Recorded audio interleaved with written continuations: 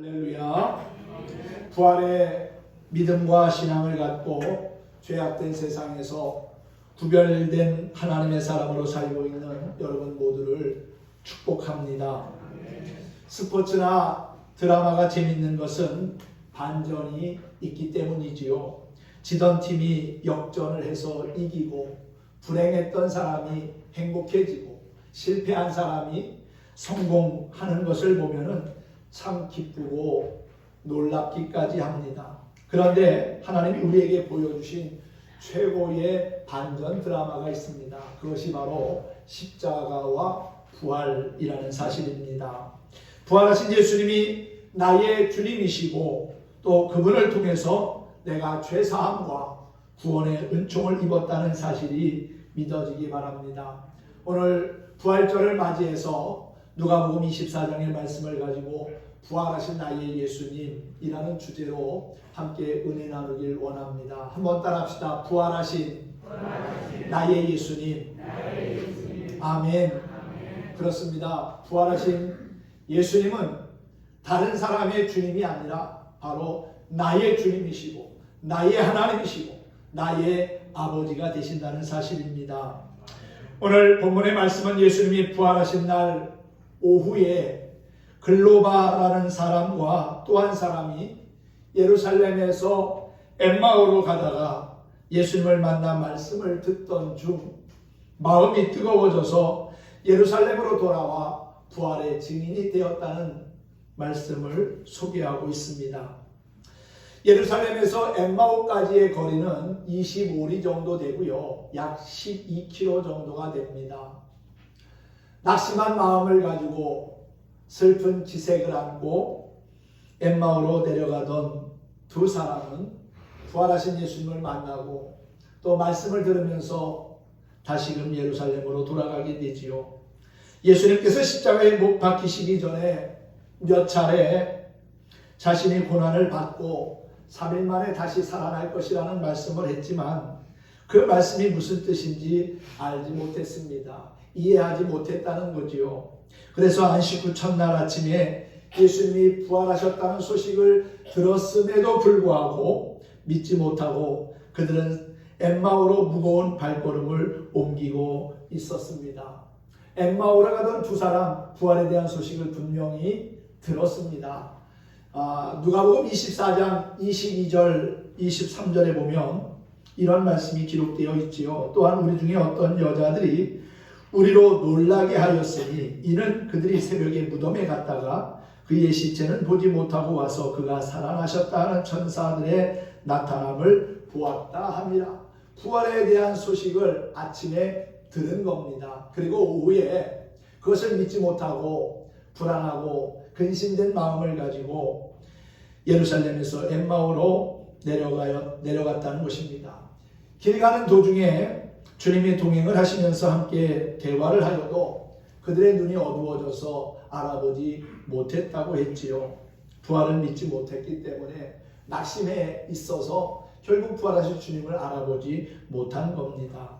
나중에 떡을 가지사 축사하시고 떼어 주실 때에 비로소 눈이 밝아져 주님을 알아보았는데 주님은 호련히 사라진 다음이었습니다.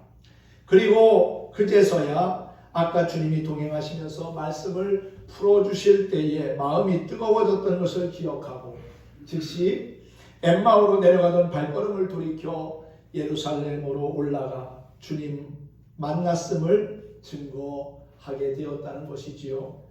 엠마오로 가는 두 사람 과연 누구였을까요? 이들의 이야기는 사복음서 가운데 마가복음과 오늘 본문인 누가복음에만 기록되어져 있습니다. 마가복음에서는 그냥 두 사람으로 소개하고 있고요. 그리고 누가복음에서는 한 사람의 이름이 소개되어 있지요. 글로바라는 사람입니다. 그리고 다른 한 사람의 이름은 알려져 있지 않습니다. 그런데 많은 성서학자들이 그 한 사람이 누굴까 추측을 했습니다. 추측한 결과 누가복음을 기록한 누가라는 추측을 했어요. 누가가 예수님이 부활 승천하신 후 약 30년이 지나서 누가복음을 기록할 때 이 부분에서 그때 그 사람이 바로 자기였다는 것을 밝힐 수가 없어가지고 익명으로 처리하지 않았을까 그렇게 추측을 합니다. 누가는 복음서를 기록할 때 자신의 믿음 없던 그때를 아마도 부끄럽게 여겼던 것 같습니다. 예수님께서 살아계실 때 그렇게 기적과 이적을 보여주셨고 또한 하나님 나라의 복음을 말씀하셨음에도 불구하고 그렇게 믿지 못할 수가 있을까 생각할 수 있지요. 그러나 지금 우리들의 믿음은 어떻습니까? 여러분이 그 시절에 있었다면 과연 여러분은 제자들보다 더 믿음이 좋아서 예수님을 배신하지 않고 오른편 왼편 앉혀달라고 하지도 않고 가룟 유다처럼 예수님을 팔지도 않을 자신이 있습니까?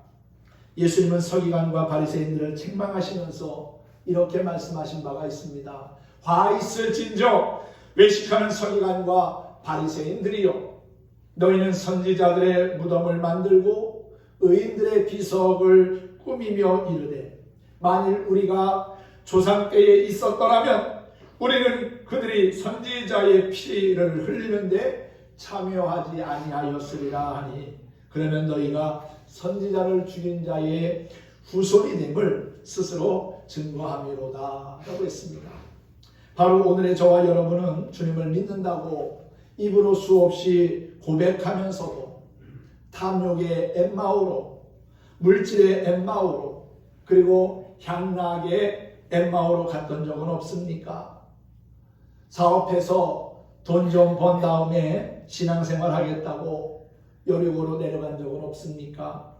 하나님의 말씀을 불순종하고 요나처럼 다시스로 간 적은 없습니까?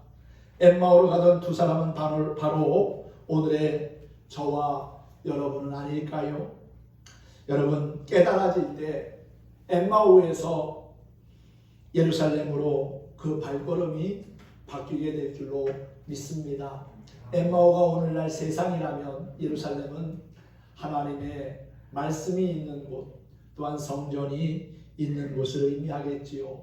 우리의 삶은 세상을 추구하며 사는 삶이 아니라 영원한 하나님 나라를 추구하며 살아가는 삶이어야 합니다.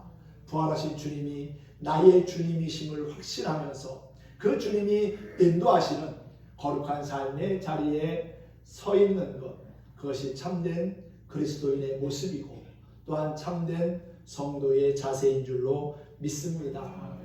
엠마오의 길은 누구나 갈 수 있는 가능성이 있습니다. 가이사랴 빌립보에서 예수님이 제자들에게 묻습니다. 사람들이 나를 누구라 하느냐? 어떤 사람은 세례 요한이라고 하고요, 어떤 사람은 엘리야라고 합니다. 또 구약에 나오는 여러 선지자들 가운데 한 사람이라고 말합니다. 그럼 너희는 나를 어떻게 생각하느냐? 그때 베드로가 그렇게 고백하지 않습니까? 주는 그리스도시요 살아계신 하나님의 아들이십니다. 그 대답을 주님은 굉장히 기뻐하셨고 또한 그에게 칭찬과 축복을 말씀하셨지요. 그런데 바로 뒤이어 주님이 십자가에 죽는다고 하니까 베드로가 예수님을 붙들고 항변했습니다. 야단쳤다는 거예요. 주님, 그래하지 마십시오. 이 일이 절대로 주님께 일어나지 않을 것입니다. 일어나서도 안 된다고 그렇게 큰 소리 치면서 야단했습니다. 그때 주님은 단호하게 말씀하셨지요. 사탄아, 내 뒤로 물러가라. 너는 나를 넘어지게 하는 자로다. 내가 하나님의 일을 생각하지 아니하고 사람의 일을 생각하는도다 라고 그렇게 말씀하신 바가 있습니다. 그리고 마지막 만찬 때에 주님께서 제자들에게 오늘 밤 너희가 다 나를 버리리라 말씀하실 때에도 베드로는 그렇게 하지 않겠다고 장담했습니다.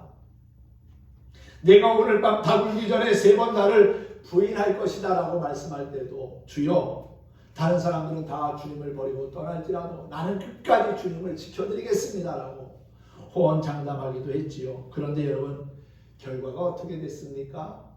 예수님이 말씀하신 대로 베드로는 예수님을 3번이나 모른다고 부인하고 저주까지 했습니다. 나는 절대로 주님을 부인하지 않겠습니다. 나는 가룟 유다처럼 절대 주님을 배반하지 않겠습니다.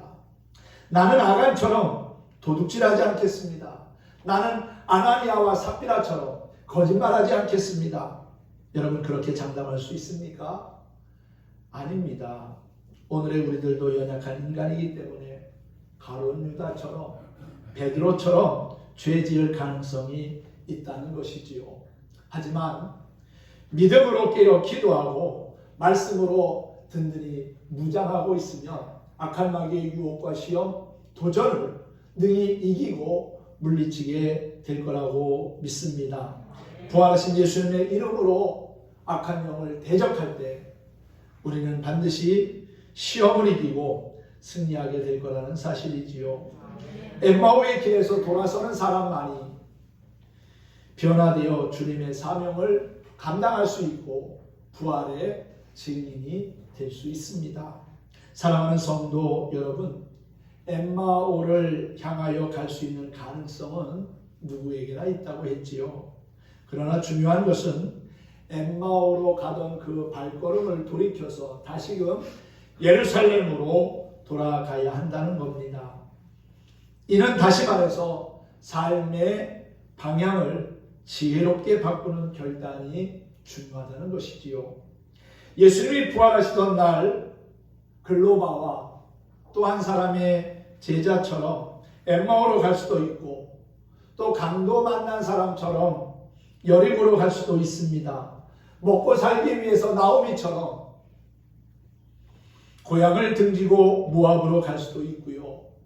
요나처럼 하나님의 말씀에 불순종하여 다시스로 갈 수도 있습니다. 베드로처럼 디베라 바다로 다시금 돌아갈 수도 있어요. 탕자처럼 향락에 빠질 수도 있습니다. 우리는 얼마든지 이런 가능성을 가지고 있고 또한 알게 모르게 죄를 범하며 삽니다.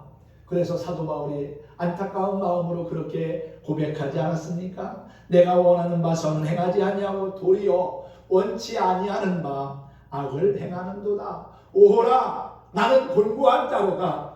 누가 나를 이 사망의 몸에서 건져내랴. 그렇게 고백하지 않았습니까? 무엇이 문제일까요? 돌아서느냐 돌아서지 못하느냐가 문제입니다. 회개를 하느냐 못하느냐가 문제입니다. 베드로나 가룟 유다는 모두 주님의 제자였습니다. 그런데 둘 다 죄를 범했지요. 하지만 베드로는 회개하였고 유다는 진심으로 회개하지 못했습니다. 엠마오로 가던 두 사람은 길 가다가 주님을 만나고 마음이 뜨거워져서 예루살렘으로 돌아왔습니다. 돌아온 그들이 한 일이 무엇입니까? 우리는 부활하신 예수님을 만났습니다. 주님은 다시 사셨습니다라고 하는 고백이었다는 사실이지요. 돌아서야 합니다. 돌아서는 순간이 언제입니까? 예수님 만나는 순간이요. 살아계신 하나님을 만나는 순간입니다. 성령의 체험으로 거듭나는 순간임을 믿으시기 바랍니다. 할렐루야. 이 체험이 없이 신앙생활하면 얼마나 어렵고 힘든지 모릅니다. 예수님 만나고 성령 체험하면 우리의 인생이 바뀝니다. 새로워집니다. 이와 같이 성령 받고 하나님 만난 다음 그의 인생이 바뀌어서 하나님의 일꾼으로 일생을 보낸 사람들이 성경에는 참 많이 기록되어 있지요. 우리가 잘 아는 모세는 80세에 호렙산 기슭에서 양을 치다가 하나님을 만나 이스라엘 백성들을 출애굽하게 만든 민족의 지도자로 쓰임을 받았습니다. 야곱은 루스 광야에서 하나님 만나기 전까지는 거짓말이나 하고 남을 속이기나 하던 사람이었는데 하나님을 만나고 나서 축복의 사람이 되었고 그의 이름이 이스라엘로 바뀌기도 했지요. 사도 바울은 어떻습니까? 그는 자기가 말한 대로 폭행자였고 핍박자였고 사람을 죽이는 일에 앞장섰던 살인자였습니다. 그런데 다메섹 도상에서 부활하신 예수님을 만나고 변화되어 일생을 복음을 전하는 전도자로 살았지요. 그것도 이방인의 전도자로 말입니다. 하나님을 만나야 합니다. 부활하신 예수님을 만나는 영적인 체험이 우리에게도 있기를 간절히 소망합니다. 엠마오의 길에서 돌아서는 사람은 어떤 사람일까요? 어떤 사람이 엠마오에서 돌이켜 다시금 예루살렘으로 돌아올 수 있을까요? 형식적이던 지금의 생각과 태도에서 돌이키는 사람입니다. 세상은 급변하고 있습니다. 우리가 살고 있는 21세기는 경제, 정치, 사회, 문화, 교육 모든 분야에서 전반적으로 새로운 모습을 바꾸어가고 있죠. 새로운 모습으로 변화되어져 가고 있습니다. 바뀌어지는 간격의 차이도 점점 좁혀지고 있습니다. 농경사회에서 산업사회로 바뀌는데 300년이 걸렸다면 산업사회에서 정부와 사회로 바뀌는데 불과 30년도 지나지 않았다는 거지요. 자고 나면 바뀝니다.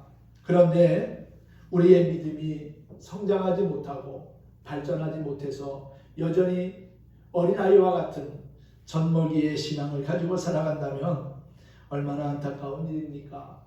부활하신 예수님을 만나 신앙의 발전 또한 믿음의 진보를 이루는 저와 여러분이 되었으면 좋겠습니다. 형식적이고 외식적인 모습은 이제 바뀌어야 합니다. 사도 바울이 디모데에게 보낸 두 번째 편지에서 이런 말을 했어요. 경건의 모양은 있으나 경건의 능력은 부인하는 자니 이 같은 자들에게서 네가 돌아서라. 겉모습만 번들어하고 속빈 강정과 같은 그러한 헛똑똑이의 신앙은 별 볼 일 없다는 거지요. 돌아서야 합니다. 새로워져야 되고요. 변화되어야 합니다. 우리가 말로만 주여 주여 하는 데서 행함이 있는 믿음의 삶으로 돌아서야 될 줄로 믿습니다. 주님께서 분명히 말씀하셨지요. 마태복음 7장 21절에 보면 나더러 주여 주여 하는 자마다 다 천국에 들어갈 것이 아니요 다만 하늘에 계신 내 아버지의 뜻대로 행하는 자라야 들어가리라 그랬습니다. 행함이 없는 믿음은 죽은 믿음이라고까지 야고보서는 표현하기도 했지요. 죄에서, 교만에서, 나태함에서, 불성실함에서 회개하고 돌아설 수 있기를 주님의 이름으로 축복합니다. 또한 엠마오의 길에서 돌아서는 사람은 자기를 부인하고 자기 십자가를 지는 사람입니다. 마태복음 16장 24절에서 예수님이 이렇게 말씀했습니다. 아무든지 나를 따라오려거든 자기를 부인하고 자기의 십자가를 지고 나를 쫓을 것이니라 라고 말입니다. 사랑하는 성도 여러분, 십자가는 고난이고 죽음입니다. 십자가는 나의 형편과 사정이 원활하고 여건이나 조건이 좋을 때, 여유 있을 때 지는 것이 아닙니다. 형편이 힘들고 환경과 조건이 어려울 때 맡겨진 사명을 온전히 감당하는 사람이 바로 십자가를 지는 사람이지요. 맡겨진 직분이나 사명이 귀찮다고 힘들다고 십자가를 벗어버리면 안 됩니다. 어떤 사람은 자기가 짊어지고 가는 십자가가 무겁다고 또 힘들고 귀찮다고 벗으려고 합니다. 십자가는 영광이 아닙니다. 고난입니다. 쓴잔이지요. 그러나 그 십자가를 잘 감당할 때 하나님이 함께 하시며 예비된 은혜와 복을 주실 거라고 믿습니다. 또한 성령을 통해서 내가 감당할 십자가를 끝까지 감당할 수 있도록 도와주실 거라는 사실이지요. 십자가는 하나님 말씀대로 순종하는 겁니다. 순종은 곧 행함의 열매지요. 내가 할 수 있는 일을 행하면서 믿음으로 기도하다 보면은 주님이 내 삶을 이루어 가심을 볼 것입니다. 범사에 감사하며 믿음으로 최선을 다할 때 하나님의 응답은 내 삶의 현실이 될 거라는 사실이지요. 또한 엠마오의 길에서 돌아서는 사람은 강팍한 자신의 고집을 내려놓고 그리고 겸손한 삶을 사는 사람입니다. 우리는 무엇보다도 하나님 앞에 겸손의 옷깃을 여미려고 힘써야 합니다. 교만한 자는 하나님이 물리치시지만 겸손한 자에게는 은혜를 베푸신다고 했지요. 겸손이라고 하는 것 다른 것 아닙니다. 하나님 말씀에 아멘 순종하는 것이지요. 그런데 무슨 고집으로 하나님 말씀에 불순종합니까? 애굽의 바로 왕은 마음이 강팍하여 하나님 말씀에 불순종하다가 10가지의 재앙을 겪었습니다. 애굽이 초토화되는 것을 봐야만 했습니다. 하나님이 하라고 하시면 해야지 무슨 고집으로 불순종합니까? 불순종으로 말미암아 죄가 이 땅에 들어왔고 질병과 가난과 저주와 죽음이 들어왔으며 교만이 인간을 하나님과 멀어지게 했습니다. 이제 교만한 삶의 모습을 다 버리고 정말 주님처럼 겸손한 삶을 살기를 힘쓴다면 우리의 삶은 분명 하나님이 역사하시는 기쁘고 행복한 삶이 될 거라고 믿습니다. 사랑하는 성도 여러분, 이제는 우리가 엠마오로 가던 우리의 삶을 예루살렘으로 돌이켜야 할 때인 줄로 믿습니다. 부활하신 예수님이 나의 주님이라는 사실이 확실히 믿어지고 또한 그것을 우리의 마음에 늘 간직하고 살 때 그 순간이 바로 내 인생의 전환점이 될 것이고 그것이 바로 엠마오에서 예루살렘으로 돌이키는 복된 발걸음이 되리라고 믿습니다. 지금까지 엠마오로 달려가고 여리고로 달려가고 다시스로 달려가고 또한 모압으로 달려가고 애굽으로 달려가던 우리의 발걸음을 이제는 돌이켜서 부활하신 예수님께로 나아가야 될 줄로 믿습니다. 바로 지금이 주님께로 더 가까이 나아가야 할 때인 줄 믿습니다. 지금이 바로 깨닫고 근신하여 기도할 때이고 또한 부활의 주님의 뜻을 바라보며 살아가야 할 때라는 사실이지요. 무엇보다도 죄의 유혹이 강하게 우리의 삶 가운데 찾아오는 그러한 시대를 우리가 살아가고 있습니다. 옛날 믿음의 사람들처럼 고난과 핍박은 없을지라도 여러 가지 다양한 요소들이 우리의 믿음과 신앙을 흔들고 있고요. 유혹과 달콤한 그러한 세상적인 가치관들이 우리의 신앙을 자꾸만 흔들려고 합니다. 이러한 때에 우리가 무엇보다도 우리의 마음에 품어야 할 것은 부활하신 예수님인 줄 믿습니다. 부활의 주님과 함께 우리도 영원히 살 것이고 주님이 부활하심으로 악한 사단의 권세를 멸하셨던 것처럼 우리도 주님 안에서 부활의 신앙을 가지고 승리할 수 있다는 확신이 있다면 얼마든지 우리는 죄악된 세상에서도 하나님의 백성과 자녀로 당당한 삶을 살아가게 될 거라고 믿습니다. 부활하신 예수님, 그분은 바로 나의 주님이시고 나의 하나님이셨고 나의 아버지십니다. 그 부활의 예수님과 함께 하루하루를 믿음으로 승리하며 사는 저와 여러분 모두가 되기를 소망합니다. 오늘도 찬양하면서 말씀을 맺도록 하겠습니다. 살아계신 하나님이라는 찬양을 함께 불러보겠습니다. 돌아와 회개하면 우리 하나님은 자비로우시며 의로우셔서 과거를 묻지 아니하시고 용서하시며 또한 당신의 자녀로 우리의 신분을 회복시켜 주실 겁니다. 불신앙을 내버리고 죄악에서 돌이켜서 부활하신 예수님이 나의 주님이시라는 사실을 다시 한번 고백할 수 있으면 좋겠습니다. 살아계신 하나님 함께 찬양하겠습니다.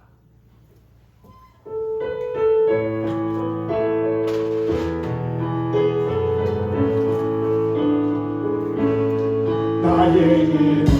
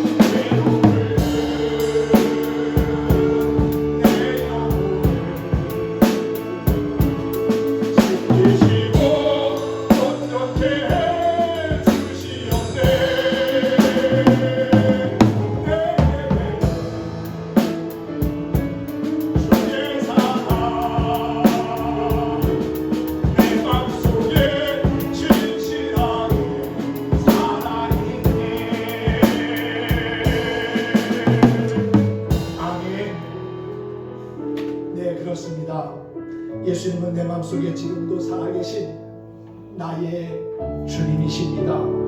그분은 죄로 물든 내 영혼을 씻기시고 온전히 하셨습니다. 나에게 베풀어 주신 하나님의 그거 놀라운 사랑을 기억하고 감사할 수 있으면 좋겠습니다. 부활하신 나의 예수님을 언제 어디서나 누구에게나 증거하는 진정한 그리스도인의 삶을 살아갈 수 있기를 예수님의 이름으로 축원하고 축복합니다.